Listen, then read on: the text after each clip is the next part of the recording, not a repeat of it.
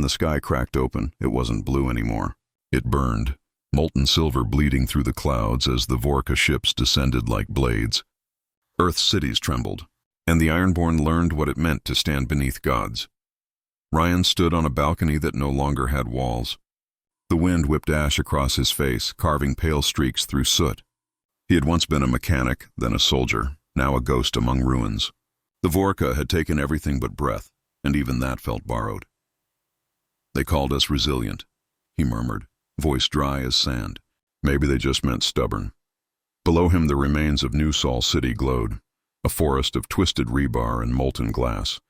Vorr'Ka collectors moved methodically, harvesting memory cores from fallen drones. Humanity's history was being packed into crates of dark metal. Ironborn convoy to any survivors. Rendezvous point Epsilon. "Repeat," the signal stuttered. Rion adjusted his cracked headset. A human voice after 3 weeks of silence felt unreal. He glanced at the horizon, a dark silhouette of moving towers.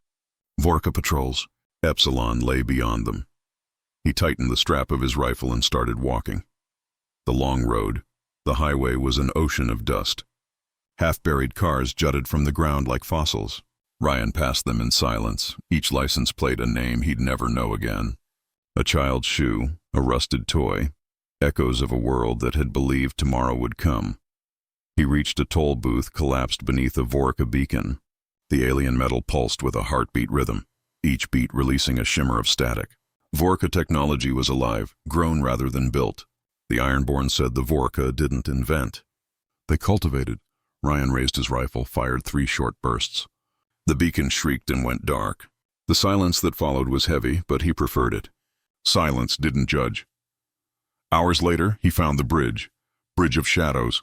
The bridge spanned what had once been the Hudson Trench, now a canyon filled with molten slag. Lightning danced across the clouds, turning the slag into rivers of light. As he crossed, sensors in the railings flickered awake. A voice, metallic and calm, echoed from the dark. "Identify." Ironborn signature detected. "Terminate." A Vorr'Ka sentinel unfolded from the shadows. Its limbs were too long, too fluid. Energy rippled along its armor. Rion ducked behind a wrecked vehicle as plasma bolts scorched the air. The heat licked his cheek. He rolled, aimed, fired into the sentinel's optical cluster. The thing reeled back but didn't fall. "Persistent bastard," he hissed. He pulled a cylindrical device from his belt. A stolen Vorr'Ka disruptor. One click. A surge of blue energy crackled outward. The sentinel froze mid-step, then collapsed like a marionette whose strings had been cut. Rion approached, breathing hard. The sentinel's core still glowed faintly.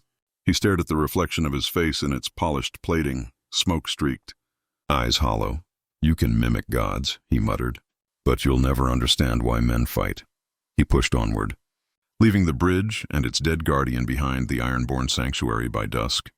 Rion reached an abandoned subway entrance camouflaged by debris.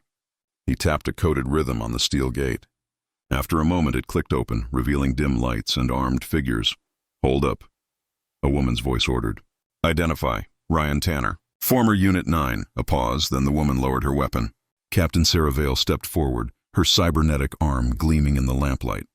"I'll be damned," she said. "Didn't think you'd crawl back from the dead."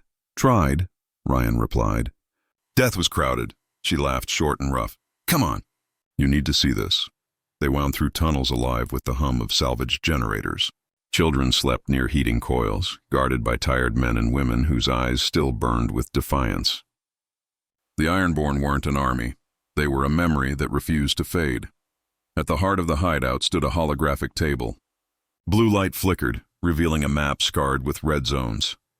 "Vault Theta," Sarah said, pointing. "That's where the Vorr'Ka control the lattice. We destroy it, we break their network. And the cost? All of us, probably." Rion looked at the hologram, then at the faces around him, scarred, hopeful, doomed. "Then let's make it worth it." March of the Ironborn night swallowed the ruins as the Ironborn convoy rolled out. Trucks welded from tank parts, headlights dimmed. The rain hit hard, masking their movement. Rion rode shotgun, eyes on the storm ahead. Inside the cab, Sarah checked her weapon. "You ever think we're already extinct?" she asked quietly. "Extinct things don't bleed this much," Rion said. They shared a small smile, the kind that knew tomorrow wasn't promised. The radio hissed with coded signals. Ahead, lightning illuminated the shape of Vault Theta, a fortress grown into the mountains, roots of black alloy gripping the cliffs. Vorr'Ka patrols circled it like carrion birds. Once we hit the perimeter, no turning back, Sarah said. Rion nodded. No turning back had been humanity's curse since the beginning. Breach, the first explosion, tore open the western gate. Ironborn soldiers poured through, shouting battle cries drowned by plasma fire. The air stank of ozone and blood. Vorr'Ka drones descended in elegant formations, each movement mathematical, merciless. Rion dashed across shattered ground, sliding behind a fallen pillar. A drone's beam sliced the air above him. He tossed a pulse mine, detonating it mid-flight. The shockwave shredded the formation. Rion! Sarah's voice over comms. North Tower's collapsing, get clear. He sprinted as the structure imploded, debris raining down. His heart hammered, every breath tasting of iron. When he reached the inner chamber, the world changed. Vault Theta. The chamber was vast, a cathedral of light and machinery. At its center floated the Vorr'Ka heart, a sphere of liquid energy encased in translucent ribs. Every Vorr'Ka on the planet moved to its rhythm. Sarah arrived beside him, armor scorched. Charges ready, she said. On your mark. Before he could answer, the air shimmered. A massive figure stepped through the light, the Vorr'Ka Prime. Its body was carved from obsidian, its voice a vibration that rattled bones. You are the last echo, it said. The Ironborn end here. We've heard that before, Rion answered, raising his rifle. The Prime moved faster than thought. The blast threw Sarah across the floor. Rion fired, dodged, rolled, each movement survival, not strategy.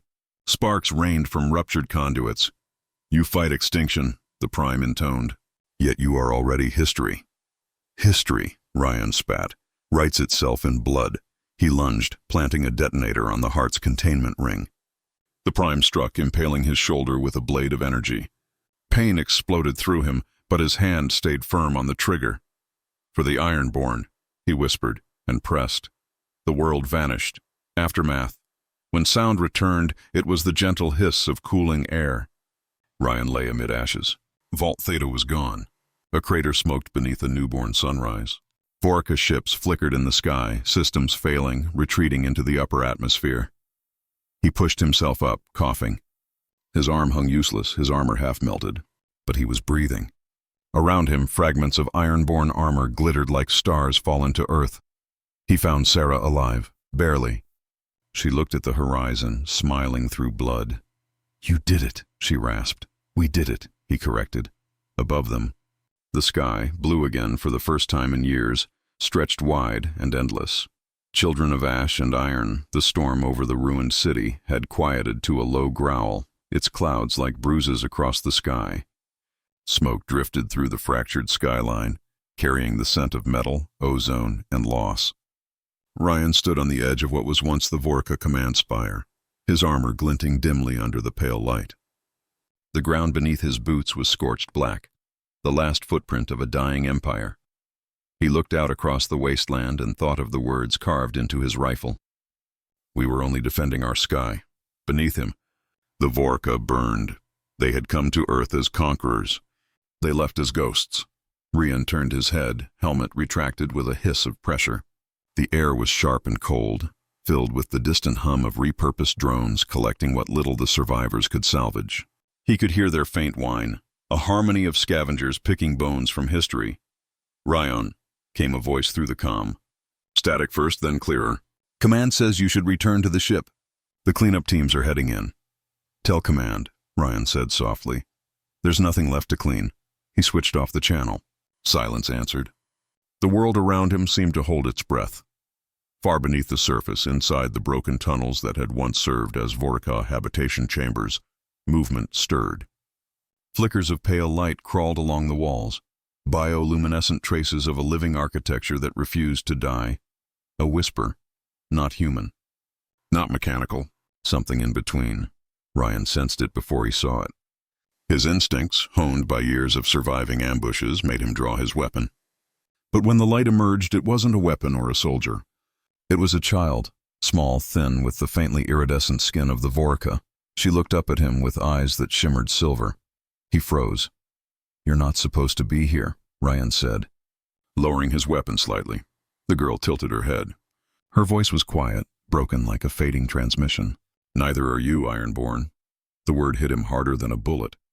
Ironborn, the name the Vorr'Ka had given humanity in their final broadcasts. To them, humans were not flesh and spirit. They were iron and fire, relentless, cold, unforgiving. He exhaled slowly. "What's your name?" The child didn't answer. Instead, she held out something small, a shard of metal etched with Vorr'Ka runes. Rion took it carefully.